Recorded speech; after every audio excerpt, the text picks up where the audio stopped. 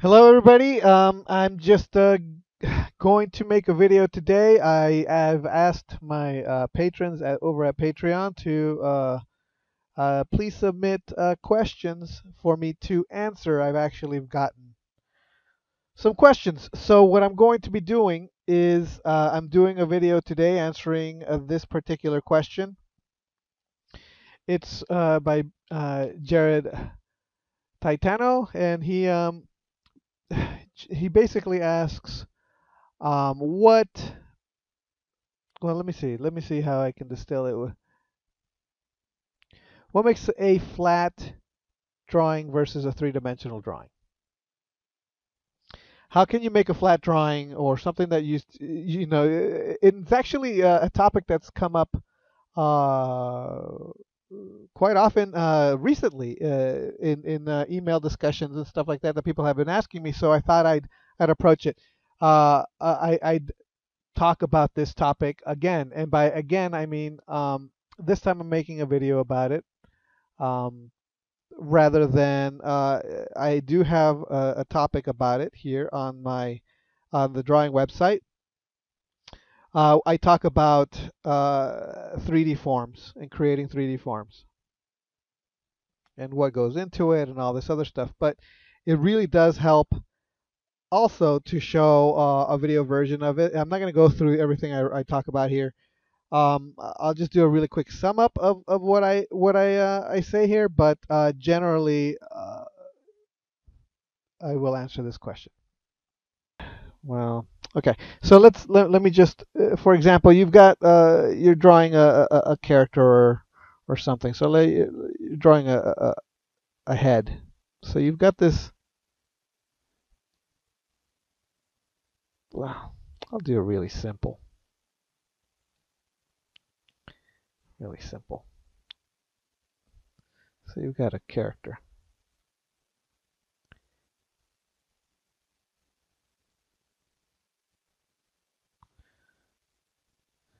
There's nothing special about this.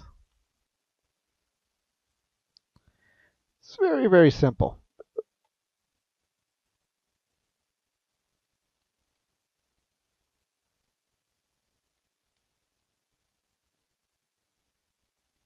Okay, so you've got a really super simple cartoon character, and you're like, this character. Actually, you'd probably do this. This character is really flat.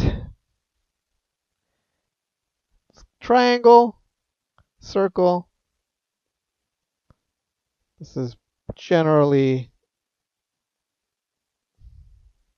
Well, I'm already doing. Let's do some dynamic shapes here. So this is actually more triangular. This will be more tapered over here, so it's actually more triangular.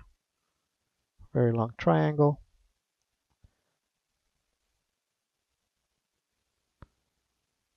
So let's a little bit of design going on,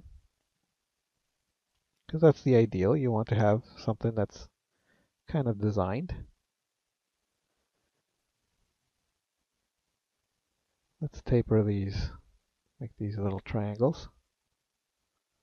So I'm basically just drawing a as flat character as I can. By the way, if you notice, I'm not being very clean with these. I'm just going over and over and over and over and over this drawing.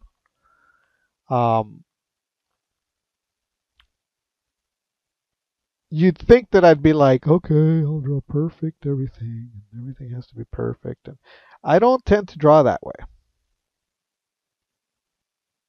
I tend to play and move my arm around. You can see the cursor moving around. Well, yeah, I tend to move my arm, and then I just tend to play. I don't get the drawing right the first time.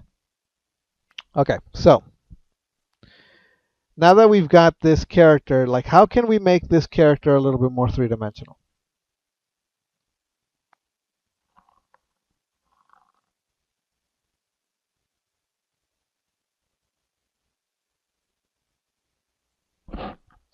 Well, the first thing I would say is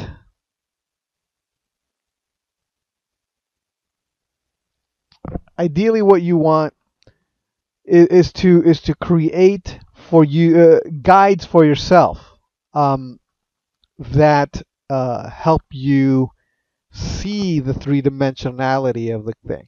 There was a secondary question where he said, Jared asked, "Can giving a 3D feel to a drawing be achieved without using shading?" Um, and the answer is absolutely yes, especially because in animation, we often don't get the luxury of shading.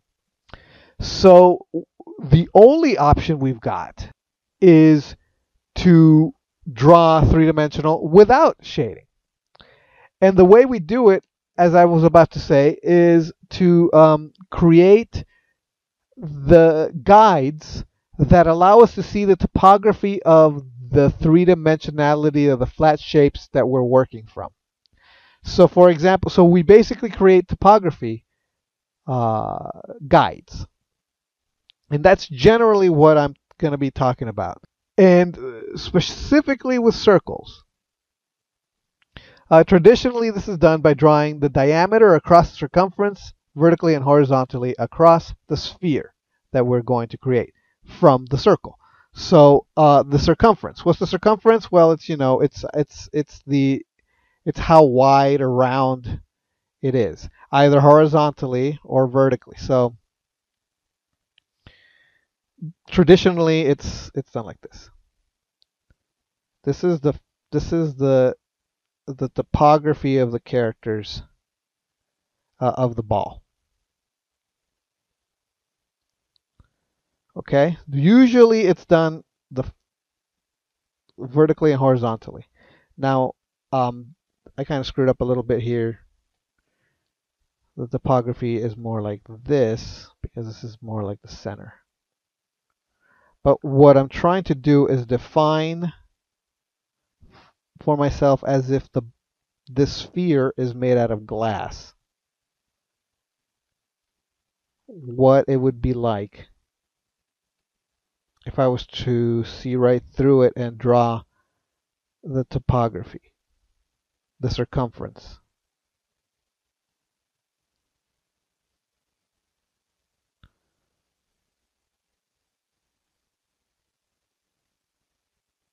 Do you see?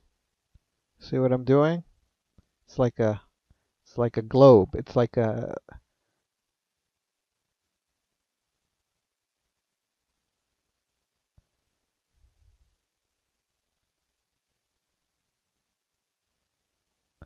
So what you're basically doing, and this is guides for you to see it, to see the depth. And usually you don't put all these lines in here either. This is a lot of lines. You usually just do the horizontal and the vertical. This in particular, and then very lightly, like this is behind, this is going on behind. This is what's going on in the front. This is what's going on in the front. Then you turn around and then you're basically drawing behind. So this is the front, and you're drawing through, and this is behind. Do you see? Does that make sense? So therefore, when you are making something on this sphere, now that you've got this, let's draw the sides here. Let's say that there's a side right here. And this is behind. So how do you use these guides? Okay, so now we've got, because a sphere doesn't have corners,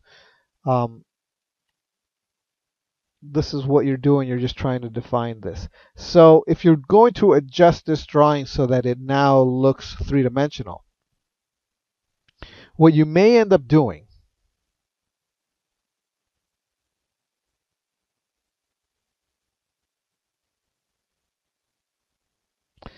is taking the details. This is very thin.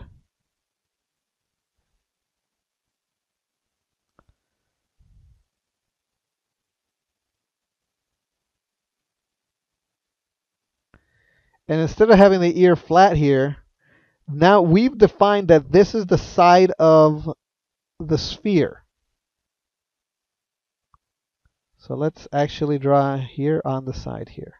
And now we've also defined that this is the opposite side of the sphere behind this ball shape, this exterior ball.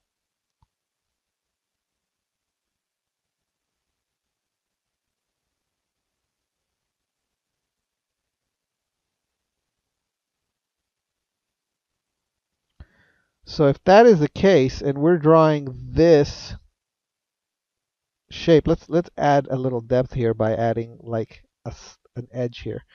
Now we're following, see, because this is following here. Okay, now this is the other side. If that's the other side and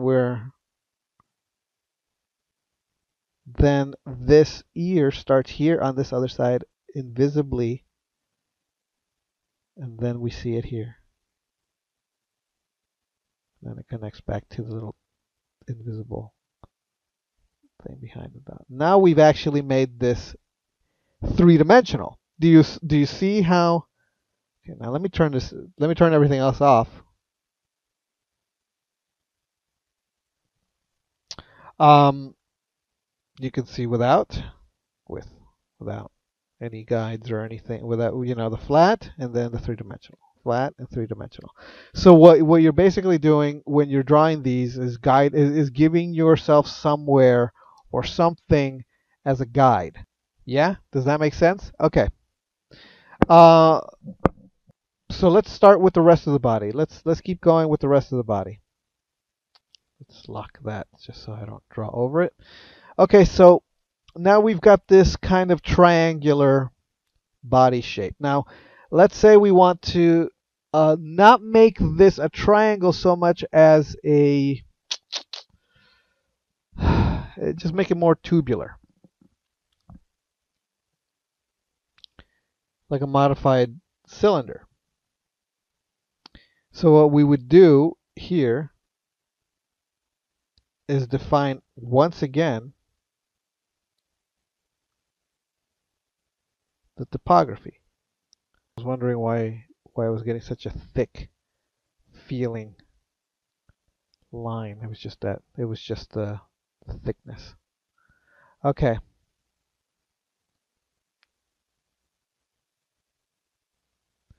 Do you see? So basically what I'm doing here is I'm creating the topography, and maybe just a direction here, like this would be the front. Just give me a direction. And while I'm at it, let's do the same with these.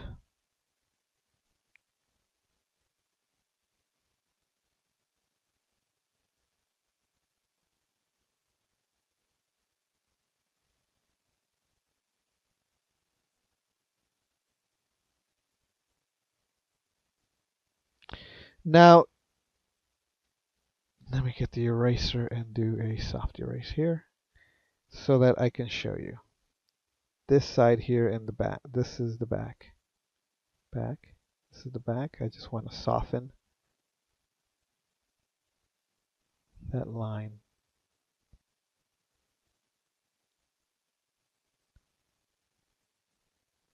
So you can more clearly see what I'm trying to do here. This is the back. The back, the back, the back. Okay? So that way, when I do a final line,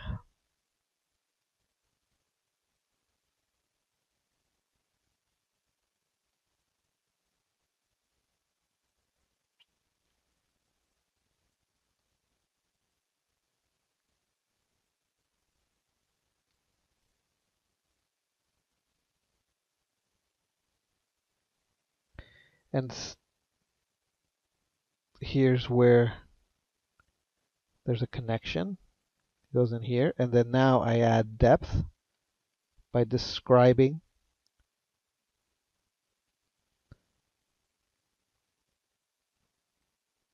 there's an overlap here. This is the connection here.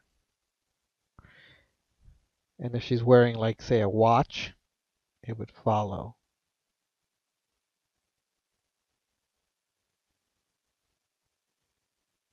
Or a bracelet, it would follow.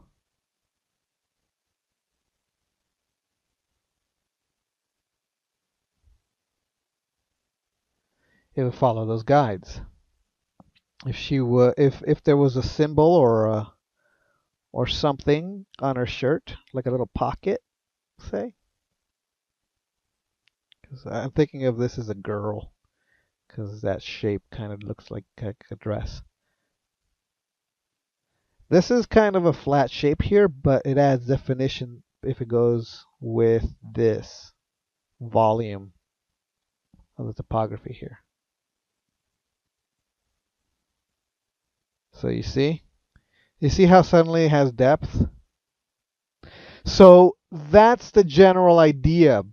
If you want to add depth to a flat drawing, what you want to do is you want to create the topography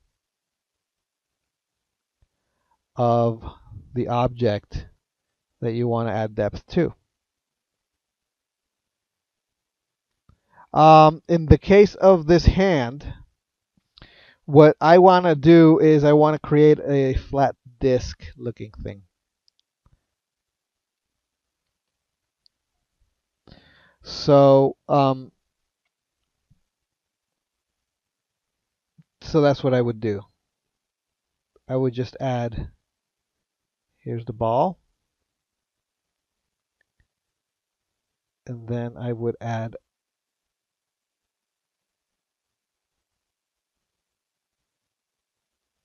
like that.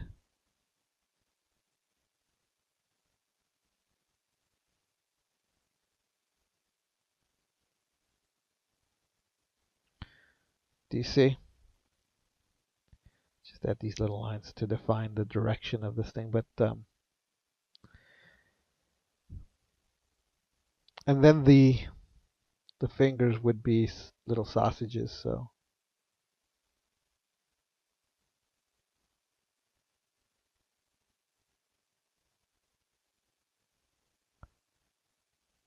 it's good to draw through. I'm kind of skipping the drawing through step a little bit just to attempt to make it even clearer what I'm doing.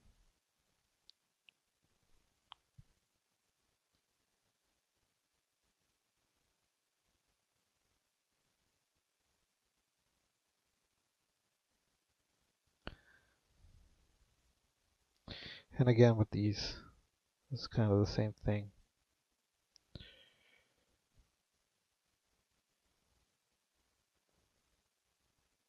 So this would be kind of like that.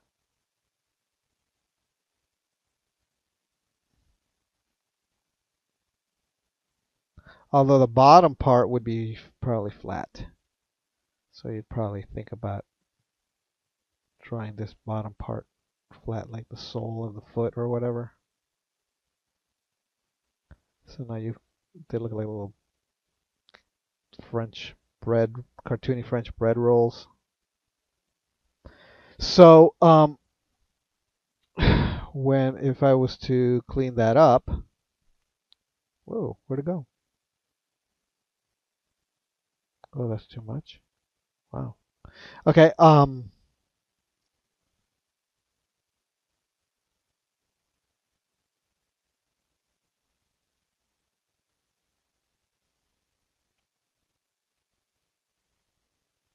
I have this ball here. This goes in here. See how it kind of attaches.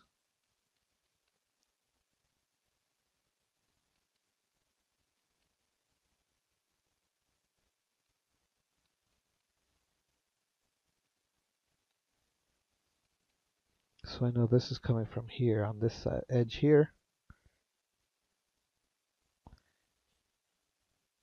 Now this hand has a corner now. It's not just,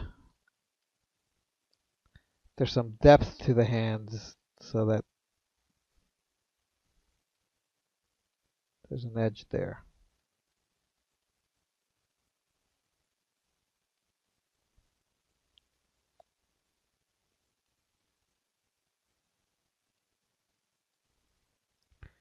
Now we have depth where the foot begins.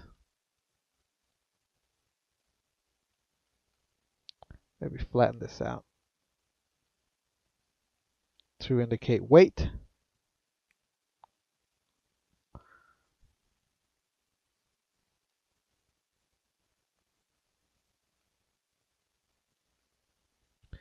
And maybe if we draw kind of an indication of shoelaces or something, some kind of, it goes in the same direction and it defines the depth of the shoe.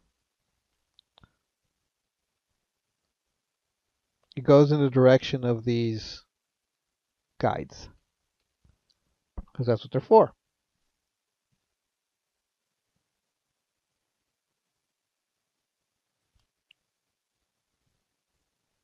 So now you have some depth here.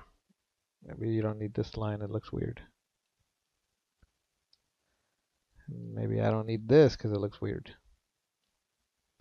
There. So there you go. That's what I would say. If you take, so you can take a character that's kind of flat like this, completely flat, and it's just made out of really basic shapes. And just by adding some guides, some topographical guides, you could turn it from that to this.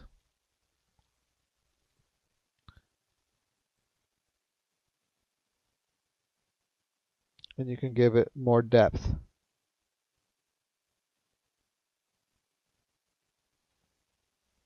So now see, now there's this going on here, and then you see the description of the depth through here and all this other stuff. So that's that's what I would say. I would say that if you want to create depth from for characters, simply start drawing the topography as a guide so that you're able to use it and reinforce the topography uh, with the details. Like any details that you put on the character, have it go in the direction of the topography that you've created for the character. That way it reinforces the depth and the fact that you've actually bothered to give it some kind of three-dimensionality. It's all about those little details that that hint, that are signposts for the audience to know what you are intending. Just be consistent when you do it. Just also be sure that the topography you're giving it makes sense and it's not in the wrong perspective. That is really important. I guess it's a topic for another time. But you could also look at the drawing website where I also talk about perspective. So if you come over here and you want to, and you're having trouble with perspective, under level 1, you can go and you can see perspective secrets, and then I talk about perspective and how it works, and having your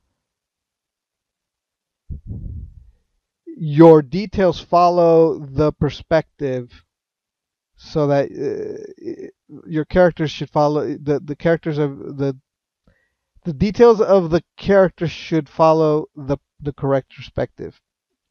Otherwise, you end up with what I did, which was this problem here, where the character and the background didn't quite match. So in order to have it match, it would have to be, see how the detail changes depending on where the horizon line is or the eye line is. So I explained that all in this particular post. Uh, that's what I would say, and I hope that answers your question, Jared. And if you still have questions, let me know. If you have questions at all about any topic about drawing that has been really frustrating you or bothering you, or you want to have an answer to, feel free to ask. Go to my Patreon page. If you're a patron, and just there is a comment section under where I ask for your feedback and your questions. You can go there, or you could email me at the drawing website at gmail.com. And I will try to make a video answering your question. Also, if you have anything that you'd actually want to see me draw, just in particular, a character or something like that, feel free to suggest something like that. I generally like drawing superheroes. But you could ask for anything, and then I'll see what I could do. I will say that when you ask a question, if I don't, anybody who's already a patron in my supporting me on Patreon will get first dibs. All my patrons, their questions get answered before anybody else's questions, because they're my patrons and I owe it to them. So if you want your questions to be answered right away, being a patron is the best way to get your questions answered. Not only that, but you will get the videos before I post them anywhere else. Pretty much immediately after I make a video, my patrons will get the video.